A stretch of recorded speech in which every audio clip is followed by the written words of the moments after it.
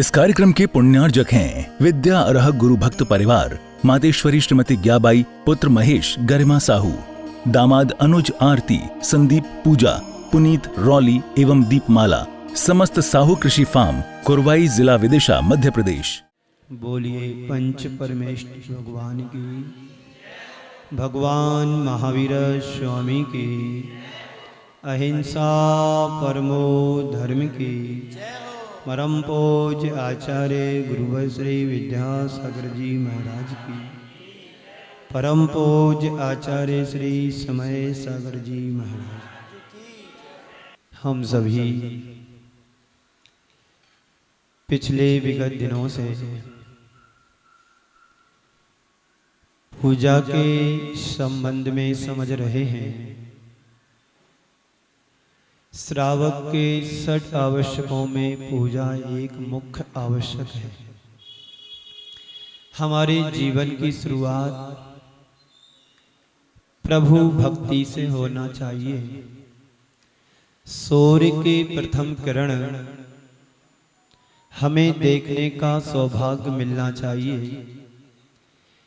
और जहां पर करोड़ों सूर्य भी अपना प्रताप और प्रकाश ना दिखा सके, ऐसे अरिहंत भगवान का ज्ञान केवल ज्ञान के सामने कोई सूर्य मायने नहीं रखता है। तो ऐसे सूर्य बिंब, जिन बिंब के दर्शन से हमारे जीवन की शुरुआत होना चाहिए। आज फिर हम श्रावक के 6 आवश्यकों में से पुनः पूजा पर अपना मन केंद्रित करेंगे। देव पूजा गुरु उपास्ति स्वाध्याय संयम तपः दानम चेति ग्रस्ताणाम 6 कर्माणि दिने दिने। दिने दिने कहा है, महीने में, सप्ताह में, वर्ष में एक बार पूजन करने को नहीं कहा जा रहा है। जैसे हम रोज पेट पूजा करते हैं, ऐसे ही आत्मा को निर्मल बनाने के लिए देव पूजा भी परम आवश्यक तत्व है। जीवन को आगे यदि हमें बढ़ाना है तो हमारे जीवन में श्रावक के 6 आवश्यक भी जुड़ना चाहिए। भगवान की भक्ति संसार सागर से पार कराने वाली है। ऐसे ही आचार्यों ने कहा है, एकापि समर्थेयम, एकापि समर्थेयम दुर्गति निवारयितो पुण्यानि दान्तो मुक्ति श्रियम। ऐसा आचार्यों का कहना है, एकमात्र भगवान की भक्ति ही समर्थ है, जो तुम्हें दुर्गति से बचा करके सदगति का पात्र बनाती हो और परंपरा से मुक्ति को दिलाने वाली हो। ऐसी पूजा दिनेंद्र देव की हम सब के लिए आदरणीय और आदर्श है। यदि हमारे जीवन में पूजा नहीं है तो समझ लेना कि अभी हमारा जीवन शुरू नहीं है। जीवन की शुरुआत, हमारे जीवन की शुरुआत जिनेंद्र भगवान की भक्ति से होना चाहिए। लेकिन हम करें क्या? हमारा सुबह तो सुबह 10 को 11 बजे होता है। कई लोग हैं प्रमाद के कारण देर रात सोते हैं और देर सुबह उठते हैं।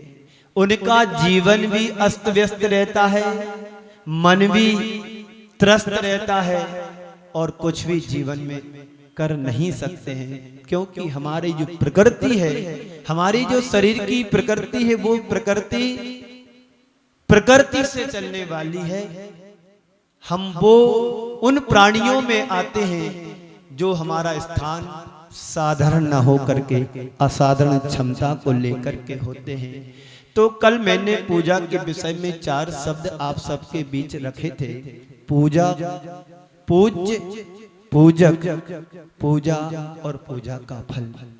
तो हमारे पूज्य कौन है? हम किसको पूजते हैं? हमारी उपासना का मूलधन क्या होना चाहिए? तो संत कहते हैं, हमारी उपासना का मूल उद्देश्य वीतरागता होना चाहिए। यदि हमारी पूजा हमारे लिए सार्थकता प्रदान नहीं कर पा रही है तो तय मान करके चलना कि हमारी अभी उपासना किसी और के प्रति है, जहां होना चाहिए उसके प्रति नहीं है।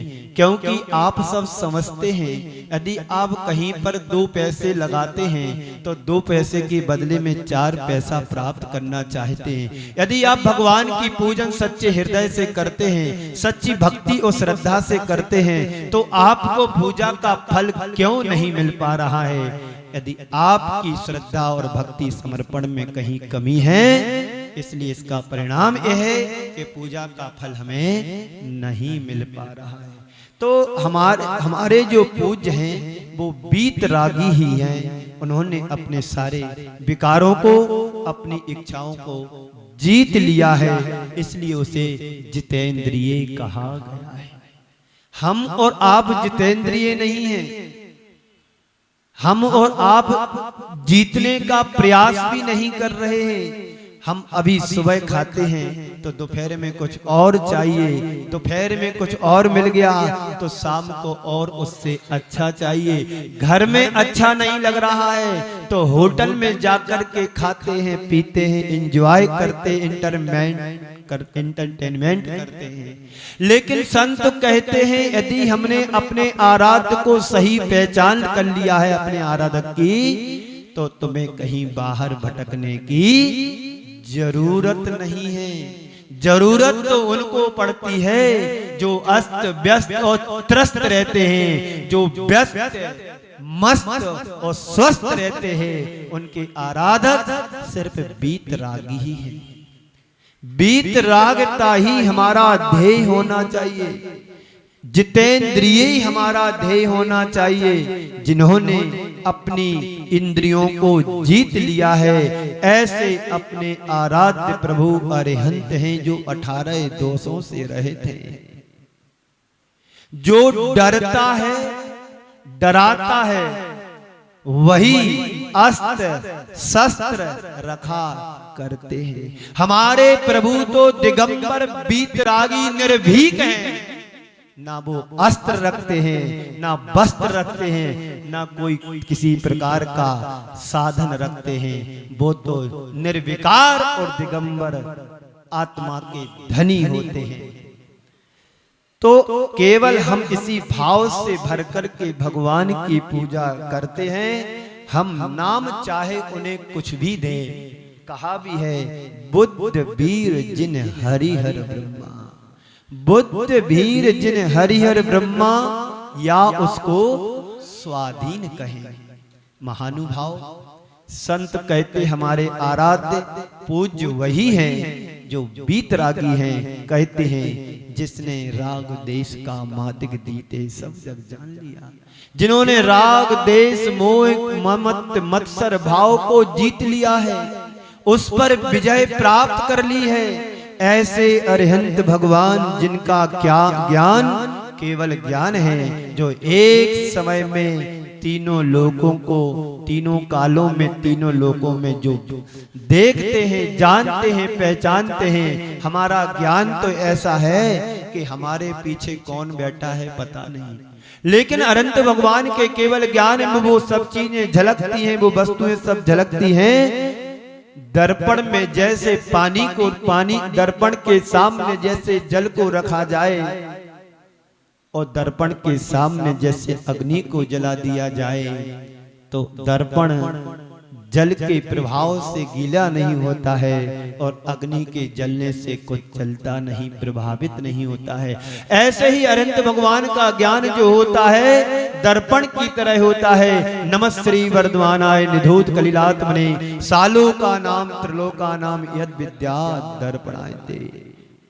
तीनों लोकों में, तीनों कालों में यदि केवल ज्ञान है तो वही ज्ञान है जो तीनों लोक कालों में हमें सारी वस्तुओं को झलकाते हैं, हमें बताते हैं। तो जिसने राग देश का मार्ग जीते सब जग जान लिया। बस कल नहीं परसों मैंने कहा था संसार में तीनों चीजें ही त्यागने योग्य है, तो आप भगवान बन सकते हो। वो है राग, द्वेष और मोह। तीन को जीत लिया, आज भी तुम भगवान की श्रेणी में आ सकते हो। भगवान बन सकते हैं तो उसने सब जग जान लिया। संसार को एक पल में जान लेते हैं, जीत लेते हैं, वही सच्चे अरिहंत भगवान बीतरागी हितोपदेशी सर्वज्ञ की हम पूजा करें। और पूजा करने के बदले में हम ये भाव ना रखें कि भगवान मुझे सब कुछ मिले। कोई व्यक्ति वृक्ष के नीचे जाता हो और वृक्ष से छाया मांगे तो उस व्यक्ति को क्या कहा जाए? बोलो, मूर्ख कहा जाए। मूर्ख ही नहीं, मूर्ख शिरोमणि कहेंगे, क्योंकि छाया के नीचे गया है और छाया को मांग रहा है। हम लोग भी वैसे ही हैं कि वृक्ष के नीचे जाते छाया को मांगते हैं और त्रिलोकीनाथ के सामने जाते हैं और सांसारिक इच्छाओं को रखते हैं, तो कभी वहां मिलेगा। जो सर्वस्व त्याग कर चुके हैं उनके पास संसार की चीजें मांगेंगे तो संसार की चीजें नहीं मिलेंगी। बीतरागी के चरणों में जाओ तो बीतरागता को मांगो कि हे प्रभु, जिस प्रकार से आपने उस परम लक्ष्य को पा लिया है वह भी मुझे कब मिलेगा। ये भावना रखो, यही सच्चा पूजा का फल है।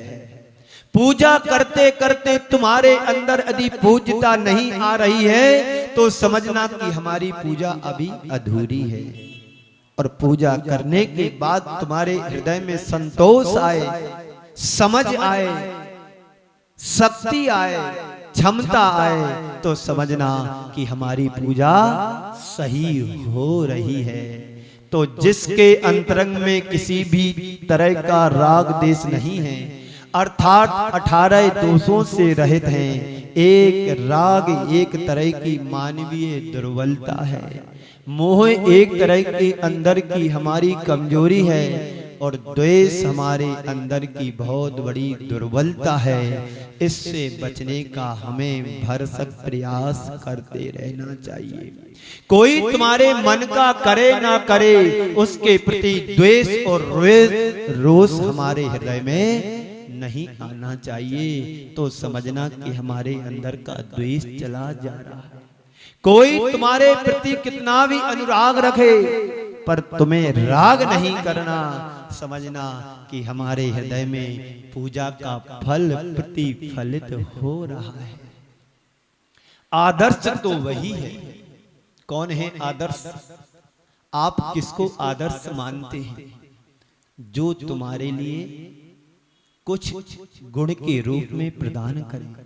आप अपने लिए आदर्श किसको? जो आपसे उच्च हो, गुणों में हो, हर दृष्टि से जो तुम्हारे लिए अच्छा लगता है, आप उसको अपने आराध्य इष्ट देव मानते हैं। जो स्वयं रागी देसी मोही हो, आप उसको क्या आदर्श मानोगे? जिससे तुम्हें शिक्षा संसार से हटकर के मोक्ष की ओर तुम्हें प्राणार्थ करे, वो तुम्हारे आदर्श होना चाहिए। तो आदर्श तो वही है जो दोषों से, बुराइयों से, दुर्बलताओं से मुक्त होता हो, जिनके सानिध्य में पहुंचने के बाद अपने मन में दोष और दोषों को दूर करने का संकल्प जगे। आप भगवान के दर्शन करते हैं तो किन भावों से भर करके करते हैं दर्शन? बोलो, कुछ है अंदर तुम्हें? कुछ भाव है कि हम भगवान की पूजा करते हैं तो किन भावों से भर करके भगवान के चरणों में अर्घ्य चढ़ाते हैं? बीतरागता को समझ करके अर्घ्य चढ़ा रहे हैं कि अपनी इच्छाओं को प्रकट करते हुए अर्घ्य चढ़ा रहे हैं? यदि आप अपने भावों से भर करके, विशुद्ध भावों से भर करके अर्घ्य चढ़ा रहे, बीतरागता को समझ करके अर्घ्य चढ़ा रहे, समझना तुम्हारा अर्घ्य सार्थक है। और भगवान के सामने इच्छाओं को प्रकट करते हुए अर्घ्य चढ़ा रहे तो समझ ले हमारी पूजा अभी ठीक नहीं। एक सेठ जी थे, रोज भगवान के चरणों में सोने के थाल में अष्टमंगल द्रव्य लेकर के जाएं, पूजन पाठ करें। और उसी मंदिर में एक अंधा व्यक्ति भी रोज भगवान के दर्शन करने आता था। सेठ जी रोज भगवान के पट खोले, झाड़ू पोंछा करने का अवसर आए तो वो भी करते थे और सोने के थाल भर भर करके द्रव्य चढ़ाया करते थे। लेकिन सेठ जी के मन में सांसारिक इच्छाएं प्रबल रहा करते थे। कभी प्रभु के चरणों में अर्घ चढ़ाएं कि हे भगवान, मेरा बेटा बड़ा हो गया, कम से कम उसकी शादी तो हो जाए। किसी दिन ये भगवान के चरणों में इच्छा रखते थे कि भगवान, मेरी पत्नी बहुत अच्छी है पर मेरी थोड़ी सी बात मानने लगे। कोई दिन भगवान के चरणों में इच्छाओं का अर्घ चढ़ाए कि हे प्रभु, मेरे बेटे की पढ़ाई तो अच्छी हो गई पर नौकरी लग जाए। हे प्रभु, आपने मेरे लिए सबको दिया, बेटे की शादी भी हो गई, लेकिन 5 वर्ष हो गए, अभी मेरे घर में कोई किलकारी करने वाला नहीं आया। किसी न किसी इच्छा को लेकर के सेठ भगवान के चरणों में जाए और बड़ी थाली भर करके पूजा पाठ भी करे। एक दिन किसी कारण से सेठ को आने में विलंब हुआ और वही उसी मंदिर में जो अंधा आता था अपने तय समय में प्रभु के चरणों में पहुंचता है और प्रभु के भक्ति भाव से दर्शन करता है। भले उसके पास आंख और रोशनी ना हो, लेकिन उसके हृदय में भगवान के प्रति बड़ा समर्पण भाव रहता था। सेठ को विलंब आते हुए, अंधे को समय पर पहुंचते हुए भगवान अंधे से बोल पड़े। भगवान कहीं बोलते नहीं हैं, एक रूपक बता रहा हूं व्यक्ति के अंदर की परिणति का। अंधा समय पर भगवान के चरणों में भक्ति करने के लिए पहुंच जाता है। प्रभु अनायास उस अंधे को आते हुए देख करके बोल उठे कि अंधा, हे अंधे, तू जल्दी जल्दी तू मेरे से कुछ मांग ले। देख, तेरे पास आंखें नहीं हैं, तुम 2 मेरी आंखें निकाल लो, तू अपने में लगा लेना, तेरे को दिखने लगेगा।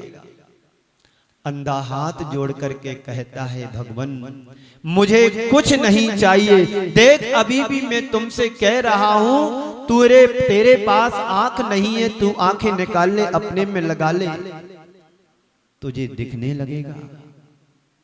तो अंधा कहता है, प्रभु मुझे देखने की जरूरत नहीं, आप मुझे देख लेते हो, इसी में मेरा जीवन का कल्याण और उद्धार है। इसी बीच सेठ जी का आना हो जाता है।